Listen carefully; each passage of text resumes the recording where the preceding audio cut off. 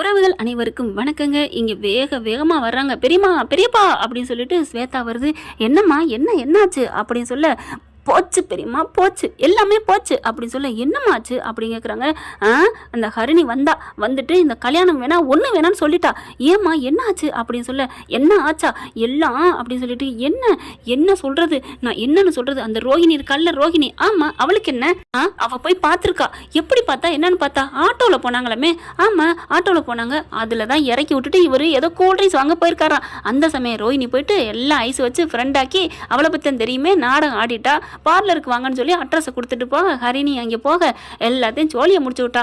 அழுது என் புருஷனா எனக்கு உசுறு அப்படி இப்படின்னு சொல்லி அப்படியே மனோஜ் போட்டாவை அவள் கண்ணில் படுற மாதிரி பட்டு இந்த மாதிரின்னு சொன்னோன்னா, அந்த பிள்ளை நல்ல பிள்ளை ஹரிணி, அதனால பாவம் ஒரு பொண்ணோட வாழ்க்கை என்னால் கிடக்கூடாது, என்னைக்கு இருந்தாலும் மனோஜ் அவங்கள ஒன்று சேருவாங்களா, அதனால எனக்கு வேணான்னு சொல்லிட்டா. ஒத்த கல்ல நிற்கிறா. ஐயோ ஸ்வேதா என்ன கண்ணு சொல்கிற அப்படின்னு விஜயா அப்படியே தவிக்குது, பரபரப்பாக இருக்குது. நான் ஒன்றும் பண்ண முடியாது, நான் எவ்வளவோ எடுத்து சொன்னேன், ஆனால் அவள் கேட்க மாட்டேங்கிறாளே அப்படின்னு சொல்ல, என்னங்க இப்படி ஆயிப்போச்சு, அண்ணாமலை வராரு, முத்து எல்லாருமே வராங்க.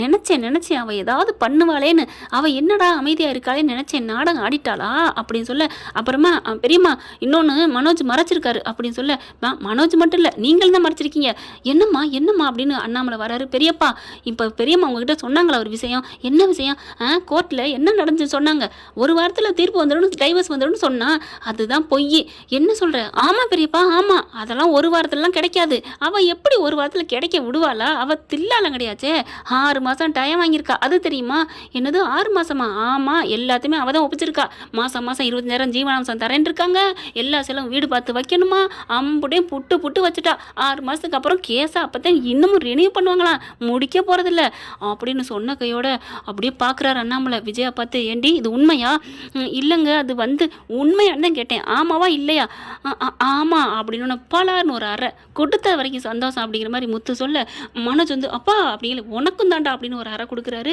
என்ன நினச்சிட்டீங்க, கேட்டேன்ல சொன்னீங்களா, ஐயோ வக்கீலு கூட அடித்தமே அவங்க எடுக்கலையே அப்படின்னு நீங்கள் முத்து புலம்ப, போச்சு நல்ல வேலை, அசிங்கப்படுத்திருப்பீங்களே, இந்நேரம் என்ன ஆயிருக்கும், அந்த ரோகிணி கல்யாண டயத்தில் ஏதாவது பண்ணியிருந்தானா என்ன ஆயிருக்கும், அவள் அந்த ஹரிணியை பார்த்து பேசுனது நமக்கு நடந்த நன்மைன்னு நினச்சிக்கோங்க அப்படின்னு ஸ்வேதா சொல்கிறாங்க. மீனாவும் முத்துவும் கரெக்டு ஸ்வேதாமா, ஆமாண்ணா அப்படிங்கிறாங்க.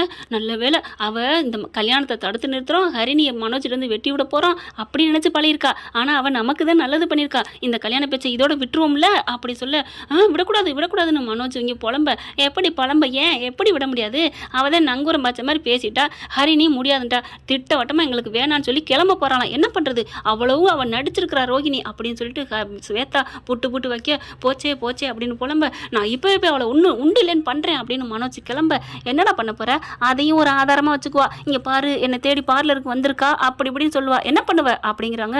ஐயோ அப்படி வர பண்ணுவாளா, ஆமாம் நீ ஆசையாக தேடி போனேன்னு சொல்லுவா, நீ அதட்ட அடிக்க வந்தேன்னு சொல்ல மாட்டா, ஐயோ நான் போகலை அப்படின்னு உட்காந்துறாரு.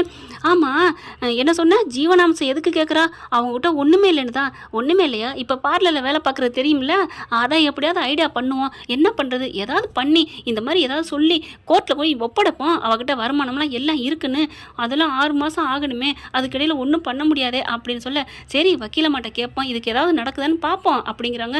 ஆனால் போச்சே கல்யாணம் போச்சு அப்படின்னு விஜயா புலம்புது. வீடியோ உங்களுக்கு பிடிச்சிருந்தா தயவு செய்து லைக் பண்ணுங்க, இன்னும் அப்டேட்ஸ்க்காக சேனலை சப்ஸ்கிரைப் பண்ண மறக்காதீங்க. நம்ம கிட்ட இருக்க எல்லா சேனல்ஸோட லேட்டஸ்ட் வீடியோ அப்டேட்ஸ்க்காக மேல ரைட் சைடுல காட்டுற லிங்கை கிளிக் பண்ணி வாட்ஸ்அப் குரூப்ல ஜாயின் பண்ணுங்க. உங்களிடம் விடைபெறுவது நான் உங்கள் மெஹர்.